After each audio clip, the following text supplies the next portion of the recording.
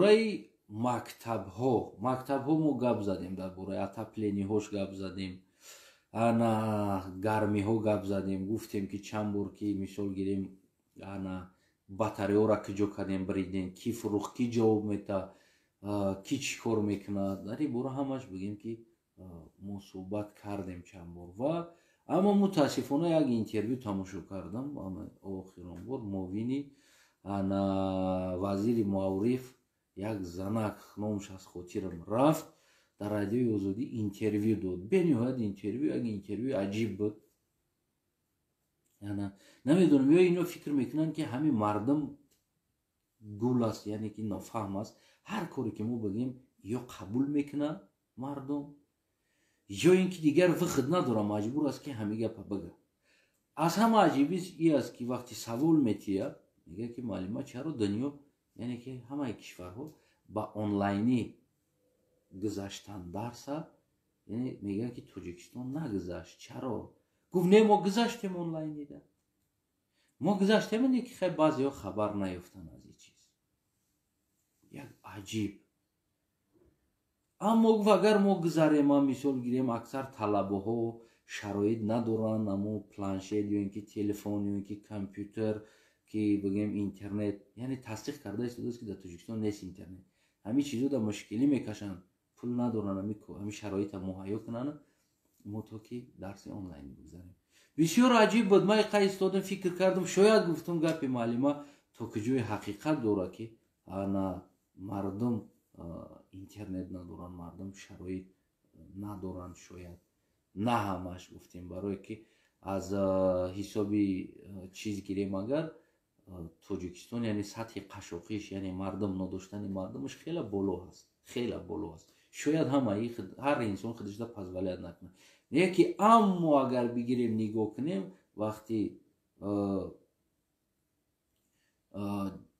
чизи ҷадид ки ҳаст, яъне замона ки ҷадид, технология ки ҳаст, ҳозир ҳамаи хонада телефони намихелӣ бигем сенсорни истифода мебаранд. ҳамаи хонада фақат дар як ҷо як инсонҳо, як хеле инсонҳо истифода намебаранд. яъне ин инсонҳоро ман метавонам ки ҳатто ки номбар кунам, яъне киҳо наметавонанд истифода баранд. муаллимҳои мактаб ҳамаш телефони кнопочни доранд дар дастошон, телефони сенсор гирифта наметавонанд. шояд якта дутаиш ки фарзандош дар Россия ва дар дигар ҷо кор мекунанд, шояд ӯ муаллимо дошта бошад. не ки ман гарантия метавонам ки бигем бештар аз 80-85% муаллимҳое ки дар Тоҷикистон дарс метаҳанд, ҳамаш телефони кнопочни доранд. чӣ ба? барои он ки 500-700 сомон маош мегиранд. ӯ муаллим дар хонааш 3-4 гудак набера дорад. 500 ё ки 1000 сомон, ина 2000 сомон маош гирифт. ӯ гудакош да 1 литр руған ҳозир 100 сомон шудааст. ё ки намедонам орд қариб 300 сомон аст. ӯ бечора аз ин мо ба ин мо ба гудакоша руғану макарону орд бихара ё ки телефони сенсор бихара. муаллим барои телефони сенсор хариданаш шояд 3 моҳ ҳичи нахӯрда кор кунад, баъд як телефони сенсор бихара. бо барои интернет гирифтанаш ки интернети 100 сомонаи шумо аст, муаллим ҳар моҳа 500 сомон оиликша 100 сомонша дар интернет бояд биспорад. майли талабая бало мекунад, талабаро оташ дар хориҷ аст, талабаро акаш дар хориҷ аст. хуб бигем як ҷода кор мекунад, чи дар Қазоқистону, чи дар Россия ва чи дар дигар ҷо, я бало мекунад, мехара метане ки шумо вақти дарси онлайнӣ монден, муаллим аз куҷо дарс метаҳад. ман ҳамида ҳайронам. муаллим аз куҷо дарс метаҳад? хуб дар давлат ҳозир дарси онлайнӣ аст. муаллим дар хонааш меистад, намхел компютера гирён мекунад, ё ин ки телефон намхел мемонад гирён мекунад, дар танаи девол якта хеле доскаҳои бигем ки мехара, метанаш даже намехара, метанаш мемонад. дарса муаллим онлайнӣ мегзара, аз хонаш шишта берун намеброяд.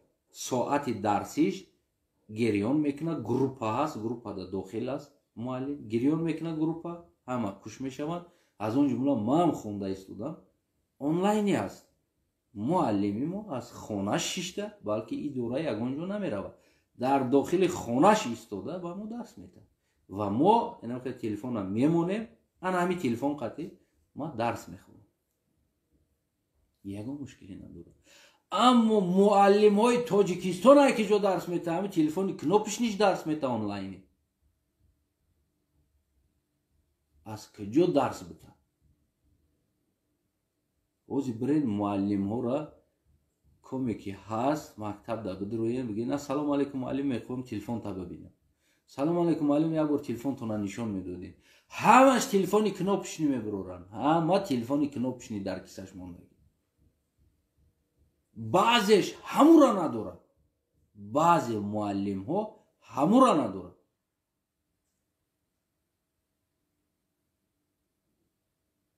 намедонам ӯ чӣ хел дарс метаҳад, просто аҷибиш дарибад. баъд муаллимаи азиз ҳамиёро як бор фикр карда гуфти ҳам мардуми хушанд ӯй када гап мезадед, хубтар мешид ки майли талаба ку дора надора, майли талабара чораша ки шумо аз мактаба аз ҳисоби маориф шумо ҳатто ки дар иҷа дар аврупо аз ҳисоби маорифи ҳамин ҷамъия ин чиз гӯем ки вазорати маориф дар талабаҳо, яъне ки интернет аз ҳисоби маориф дода мешавад. интернетҳошон баъзе технологияе ки нам хеле компютер ва ғайра чизҳо аз оилаҳое ки бигем ки шояд камтарак навомадаги ҳастанд, бигем ҳастанд иҷа мисол аз дигар ҷоҳо меоянд, аз хориҷаҳо меоянд оилаҳо ки фарзандошон дохил мешавад, шояд ҳам шароита надоранд компютер дошта бошад, аммо вазорати маориф ҳамаямуда компютер дод, кадоме ки надорад. вайфай надоштанд хонашонда, ин ҳами ҳамсояи ман домда, ӯ ҳам хориҷӣ аст, намедонам ай индонезия аст, ай ҷо аст, ай ҳамҷо омадаги аст, кӯдак дорад, се та кӯдакаш мактаб мехонад. вайфай гузарондан доданд бепул, то ин ки кӯдакош дарс бихонад. се та компютер доданд, се та кӯдак шуда, се та лептоп доданд ки кӯдакҳо дарс бихонад. инам доми барда зиндагӣ мекунад. мо намегем шуморо талабҳода чизе битед, мо ира нагуфтесем. муаллим да ҳамин шароит акунем ки муаллим аз ҳамун хона шиштатон охи дарс битад. интернеттон 100 сомон, скоростиш ранги скорости самбақа. барои як чира ҳуй кардан ку бояд 1 минут 1.5 минут ждат кунӣ ки ӯ кай ҳуй мекунад. ӯ муаллим айҷа гап зана ку ҳам мечаспа мемона, ӯ талабаам дигар намефаҳма чӣ гап аст. шумо камтар шароити муаллим асос кунед, талабара не.